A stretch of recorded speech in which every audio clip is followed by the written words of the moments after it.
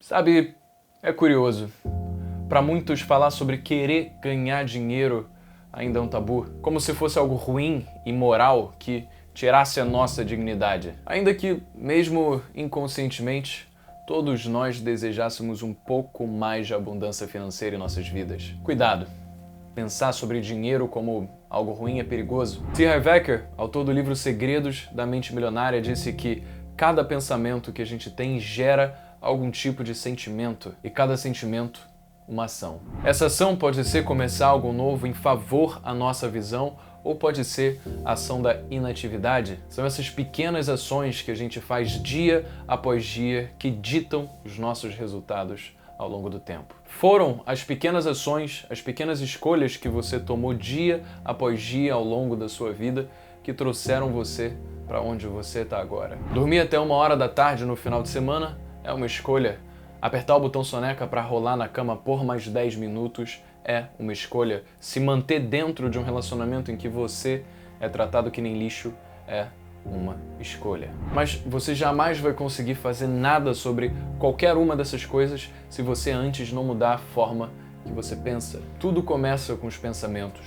Escolha mudar seus pensamentos e os resultados mudam junto. Nesse vídeo eu quero te mostrar os 10 maiores erros de pensamento que as pessoas pobres têm, para que, caso você se pegue pensando um deles, você saiba como evitar.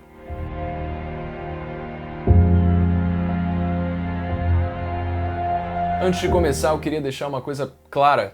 Quando eu me referir a pessoas pobres, eu me refiro a pessoas de mentalidade pobre. Essas pessoas podem ter nascido dentro de famílias ricas, mas se tiverem mentalidade pobres, elas morrerão. Assim como elas podem ter nascido dentro de uma comunidade carente aqui no Rio de Janeiro, mas apesar de todas as dificuldades, elas conseguiram desenvolver uma mentalidade de riqueza e ricas ficarão. Então, já deixa o like para esse vídeo conseguir alcançar a maior quantidade de pessoas possível que o YouTube se dispor a entregar. Primeiro, pessoas pobres são sempre cheias de opinião, normalmente negativas sobre o mundo. Sempre querem deixar todo mundo sabendo as suas reclamações sobre política, esportes, economia, governo, sobre tudo que for, ao invés de serem humildes e reconhecerem que a gente sabe muito pouco e ainda tem muito a aprender. Elas usam seu tempo para criticar os outros, para diminuí-los simplesmente porque elas são inseguras e querem um pouco de atenção. Pessoas ricas sempre estão aprendendo, elas usam seu tempo para fazer perguntas, ouvir,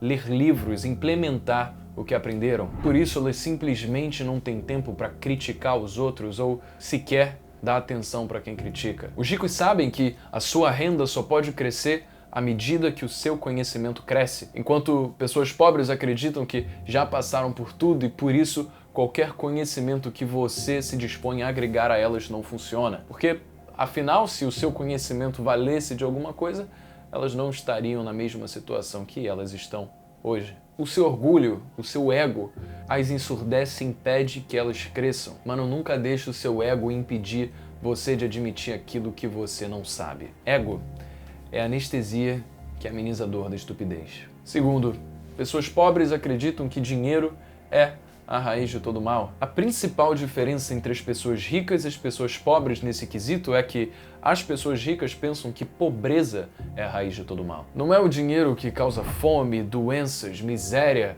é a falta de dinheiro que causa essas coisas. Olha para os lugares mais pobres do Brasil. Crimes, drogas, violência, todos os tipos de problema. Pensar que dinheiro causa o mal é pensar que o ser humano é corrompido na presença dele. Dinheiro não muda as pessoas, ele mostra quem elas realmente são. E ainda amplifica essas características. Se você é uma pessoa bondosa, então dinheiro te permite amplificar a sua bondade através de doações, atingindo a vida de mais pessoas e assim permitindo que mais pessoas saibam quem você realmente é. Se você é um babaca que desrespeita mulheres dentro da sua caminhonete, com dinheiro você vai ser um babacão que desrespeita mulheres dentro de uma Lamborghini. Terceiro, pessoas pobres têm mentalidade de loteria. Elas esperam ganhar dinheiro sem se esforçar pelo dinheiro. Pessoas pobres têm a mentalidade de que a única forma delas ficarem ricas nessa vida é comprando o ticket da loteria. Mesmo que elas saibam que as chances delas vencerem é insignificante, elas compram a sua fantasia. Enquanto isso, as pessoas ricas têm uma mentalidade de ação. Vai acontecer e sou eu que vou fazer. Você acha que os ricos jogam na loteria? E antes que você diga que eles não precisam porque eles já são ricos, jovem, eles só são ricos porque eles sabem exatamente quais são os melhores lugares onde eles devem colocar o seu dinheiro. E mesmo tendo a condição de comprar muitos mais números do que você, eles não jogam na loteria. Para ganhar dinheiro é preciso pensar do jeito que os ricos pensam para você conseguir fazer o que os ricos fazem. Loteria não é uma dessas coisas. É essa mentalidade de loteria, de acaso, que faz os pobres acreditarem que os ricos são sortudos, que eles não mereceram a sua fortuna, então por algum milagre o dinheiro caiu de repente no seu colo. Jovem, cuidado ao julgar uma pessoa bem-sucedida. Você só está vendo a superfície. Você não viu todos os anos em que ela trabalhou 70 horas por semana sem descanso para concretizar a sua visão. Você não viu todas as críticas, rejeições, todos os fracassos e desafios que ela teve que passar para chegar onde ela está hoje. E falando em sorte, você sabe qual é a probabilidade de você estar vivo agora, nessa época? E ainda de você ter uma qualidade de vida que te capacita a ter uma conexão de internet e um celular por onde você está tendo acesso a essa informação? Muita gente, cara, que tinha muito menos do que você tem agora, conseguiu usar os recursos que tinha ao seu dispor para alcançar o sucesso através de trabalho e dedicação. Você é sortudo demais. Quarto, pessoas pobres pensam que ricos são pessoas ruins, mesquinhas, gananciosas. No livro Sapiens, o autor Yuval Harari explica exatamente a origem desse pensamento. Durante a maior parte da história, a economia permaneceu mais ou menos do mesmo tamanho. A produção global foi aumentando, mas isso só aconteceu por causa da expansão demográfica e pelo povoamento de novas terras. Mas a produção per capita se manteve estática. Nesses muitos séculos atrás, dinheiro só era capaz de representar coisas que já existiam no presente. Se você não tinha dinheiro para construir uma loja, você não ia construir uma loja. Então, a quantidade de riqueza disponível era limitada. Por isso, pensar que no futuro o seu reino seria maior e mais rico era um pensamento ganancioso, porque isso vinha em detrimento à riqueza e o tamanho dos outros reinos à sua volta. Os lucros de uma sapataria poderiam até aumentar, mas isso se viesse às custas dos lucros da sapataria na frente. Era um jogo de soma zero. O bolo podia ser repartido e distribuído de várias maneiras, mas ele nunca aumentava de tamanho. E todo mundo sabia disso. Isso até a Revolução Científica do século XVI, quando a gente conheceu o crédito. Crédito é a confiança de que o futuro vai ser melhor que o presente. Imagina o seguinte: seu Samuel funda um banco em São Paulo. Roberto, um empreiteiro também de São Paulo, finaliza sua primeira obra e com isso recebe o seu primeiro pagamento de R$1 milhão. Roberto, então, deposita esse seu dinheiro no banco do seu Samuel, o que faz com que o banco agora tenha R$1 milhão em capital. Enquanto isso, Dona Dulce, uma chefe experiente, mas, por outro lado, sem dinheiro, encontrou uma oportunidade de negócios e decide que vai montar uma padaria no seu bairro, em São Paulo. Ela vai ao banco do seu Samuel, apresenta o plano de negócios e consegue convencê-lo de que a sua padaria é um investimento promissor. Por acaso, Dona Dulce contrata Roberto, um empreiteiro, para construir e equipar a sua padaria. O preço que ele cobra é de R$1 milhão. Quando Dulce o paga, Roberto então pega esse milhão e deposita mais uma vez na sua conta do banco do seu Samuel. Agora, quanto dinheiro Roberto vê em sua conta? R$2 milhões. Mas quanto dinheiro tem em espécie dentro dos cofres do banco? Exato, R$1 milhão. Mas não acabou. Como acontece de vez em quando, Roberto informa a Dona Dulce que vão ter alguns gastos inesperados com a construção da padaria e diz que o valor total da obra, na verdade, vai ser de R$2 milhões. Então Dona Dulce volta ao banco do seu Samuel e pega um outro empréstimo no valor de R$1 milhão. Ela então transfere esse dinheiro para a conta de Roberto, que por sua vez agora tem R$3 milhões. Mas quanto dinheiro de verdade tem no banco? R$1 milhão. Na verdade, o único mesmo milhão que Roberto colocou lá desde o começo. Esse ciclo pode se repetir várias vezes. O que significa que até 90% do dinheiro em nossas contas pode não ter cobertura com moedas e notas reais. Se todos os correntistas do Itaú decidissem tirar o seu dinheiro ao mesmo tempo, o banco ia quebrar, porque o dinheiro que ele está falando que todo mundo tem somado não equivale a quanto dinheiro ele tem de fato nos seus cofres. Voltando ao exemplo, depois de 2 anos, Dona Dulce conseguiu criar um negócio que gera a ela consistentemente 3 milhões de reais por ano. Ela expandiu para outras 5 localizações e emprega mais de 100 pessoas. Ela pagou os 2 milhões de empréstimos que ela pegou do banco do seu Samuel, mais os juros, e agora Roberto pode sacar toda a sua quantia de dinheiro caso ele queira. Ou seja, a confiança de que o futuro seria melhor do que o presente permitiu a criação de um empreendimento que há 600 anos atrás não seria possível. Crédito criou riqueza, criou oportunidades, criou emprego, criou liquidez e o bolo cresceu para todo mundo. Então, a partir do momento em que crédito passou a ser um agente de crescimento econômico, dizer que os ricos são gananciosos, ruins ou mesquinhas perdeu completamente o sentido. Porque só podem conceder crédito àqueles que já têm dinheiro em primeiro lugar. Os ricos são responsáveis pelos maiores investimentos tecnológicos, pela expansão da fronteira do conhecimento humano, pelo emprego de centenas de milhares de pessoas e por doações que visam ajudar aqueles que não têm condições de ajudar a si mesmos. Quinto, pessoas pobres usam cartão de crédito ou pegam empréstimo para coisas inúteis. Eu quis colocar essa logo depois de falar como crédito desenvolve a nossa economia para esclarecer que são duas coisas completamente diferentes. Só tem 2 cenários em que você deve usar crédito. Primeiro, você tem dinheiro para pagar à vista, mas o parcelamento sai sem juros, assim você pode deixar seu dinheiro rendendo até o momento de você pagar as parcelas. E segundo, o crédito está sendo usado para te gerar mais dinheiro no futuro do que a dívida que você contraiu. Como assim? Jovem, a regra é simples. Se você pega empréstimos para comprar coisas que não te geram mais dinheiro do que o empréstimo, você provavelmente é pobre. Porque você não tem dinheiro para pagar essas coisas à vista, então você parcela porque é uma forma de você realizar o seu breve sonho de consumo. Jovem, crédito parcelado para uma grande TV? Não. Para comprar um iPhone? Não. A não ser que você esteja usando o seu iPhone para desenvolver um aplicativo que você depois vai vender e vai gerar receita para o seu negócio. Porque no momento em que uma pessoa em dificuldades financeiras usa o seu cartão de crédito, ela se tornou escrava da dívida. Ela se cava mais fundo e mais fundo para dentro de um buraco que ela jamais vai conseguir sair. Porque, mano, o momento em que você contrai uma dívida, você não tá mais trabalhando para você. A sua vida não é mais verdadeiramente sua, até você quitar a dívida. Pessoas pobres tentam parecer ricas, mas todo o dinheiro que cai na sua conta do banco é destinado a quitar as dívidas. Sexto, pessoas pobres compram roupas ou produtos por impulso. Você já viu alguém que estava andando em um shopping ou uma feira quando de repente viu uma vitrine com algum produto com 30% de desconto e decidiu comprar esse produto? É isso. Pessoas pobres buscam desculpas para gastar o pouco dinheiro que as sobram, enquanto os ricos pensam usar o que sobrou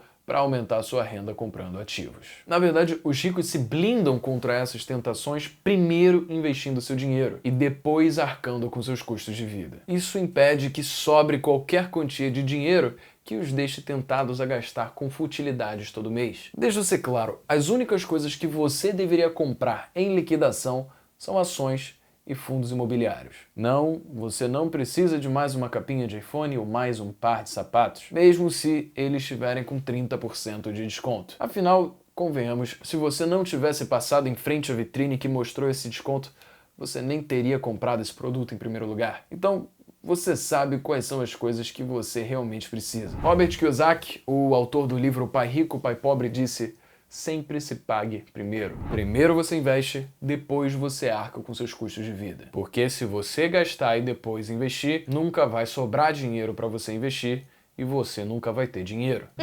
Mas nunca se sabe. E se eu morrer amanhã? Eu vou me privar de ter o que eu quero hoje? Mas que amanhã acontece o desastre, gente. É engraçado como pessoas de mentalidades diferentes podem ouvir a mesma coisa e tirar conclusões completamente adversas. Pessoas pobres são imediatistas e pensam no curto prazo porque são absolutamente individualistas. Elas só conseguem enxergar aquilo que é pertinente a elas e que faz parte da sua realidade imediata. Pessoas ricas têm um senso de coletividade muito bem desenvolvido, então elas sabem que poupando e investindo, elas não só vão poder viver com uma qualidade de vida muito melhor no futuro, como também usar esse dinheiro para projetos que vão empregar outras pessoas, fomentar conhecimento e ainda para oferecer mais oportunidades para aqueles que hoje têm muito poucas. Sétimo, Pessoas pobres culpam os outros pelos seus problemas. Ah, se não fossem meus pais, ah, se não fosse economia, o governo, meu Deus do céu. Jovem, a gente não tem total controle sobre o que acontece à nossa volta. Mas tem 3 coisas que a gente pode escolher quando algo acontece pra gente. A gente pode escolher onde focar,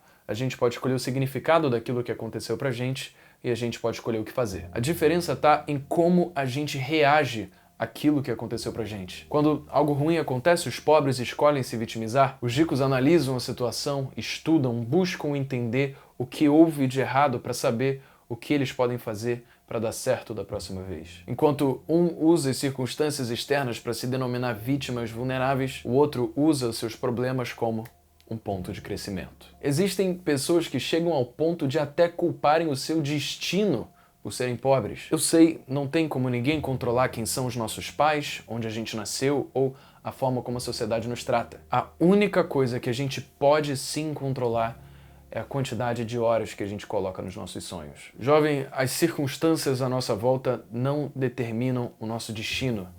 Elas podem as influenciar, mas não determinam. E dependendo de quais sejam essas circunstâncias, elas provavelmente vão te exigir que você trabalhe muito mais do que a média da pessoa, mas ainda assim, o seu destino é você quem faz. Não, Breno, você não entendeu. Deus quer que eu seja pobre, pra sofrer, pra que depois, quando eu estiver no paraíso, eu possa ter tudo o que eu quiser, entendeu? Irmão, independentemente da minha opinião sobre a existência de um Deus ou não, o que eu asseguro pra você é, se existe um Deus, ele com certeza quer o seu bem. Então, o Deus que você acredita, na verdade, quer que você se desenvolva ao máximo, para que você possa crescer e com isso ajudar a maior quantidade de pessoas nesse mundo. Pensa, não tem ninguém que você possa ajudar se você não conseguir nem ajudar a si mesmo. Por que um Deus ia querer isso para você? Isso leva a gente para o 8º comportamento de pessoas pobres. Pessoas pobres não prosseguem com as atitudes necessárias para concretizar seus sonhos. É simples, elas têm medo de arriscar e começar coisas novas. Elas têm medo do fracasso, da rejeição, das críticas que elas vão receber. Elas não entendem que se elas querem que a sua vida mude, elas precisam mudar. Jovem, ninguém quer falhar, mas tem uma diferença enorme entre as pessoas que seguem seus objetivos apesar do medo de falhar e aquelas que deixam o medo do fracasso as consumir. Medo é um mecanismo natural contra coisas que não estão dentro do nosso controle. Esse mecanismo funcionou muito bem quando a gente estava lutando contra mamutes e tigres dente de sabre, quando fracasso significava morte literal. Mas hoje, fracasso só significa que você tem que começar de novo. Significa que você tem mais uma chance. Você pode se dispor a aprender, adquirir conhecimento para minimizar as chances de fracasso, ou você pode escolher sucumbir às circunstâncias à sua volta, pensando que você não pode fazer nada a respeito. 9. Pessoas pobres pensam que é injusto elas trabalharem muito e continuarem sendo pobres. Mas, cara, não importa quão duro você trabalhe, se o tipo de trabalho que você faz não pode te levar aonde você quer chegar. Einstein falou que a definição de insanidade é você fazer a mesma coisa de novo e de novo esperando resultados diferentes. É preciso continuar aprendendo, desenvolvendo as habilidades necessárias para você identificar um problema, encontrar formas de conseguir resolver esse problema e ainda rentabilizar sobre isso. Jovem, eu entendo que, dependendo da ideologia social de cada um, o pensamento sobre o que é justo na nossa sociedade pode mudar completamente. Por exemplo, se você for adepto ao socialismo, você pode achar pertinente que um varredor de rua receba o mesmo salário do que um cirurgião e tudo bem, as duas funções podem ser igualmente importantes para a nossa sociedade, mas isso remete de novo àquela questão das circunstâncias. A realidade simplesmente não é essa.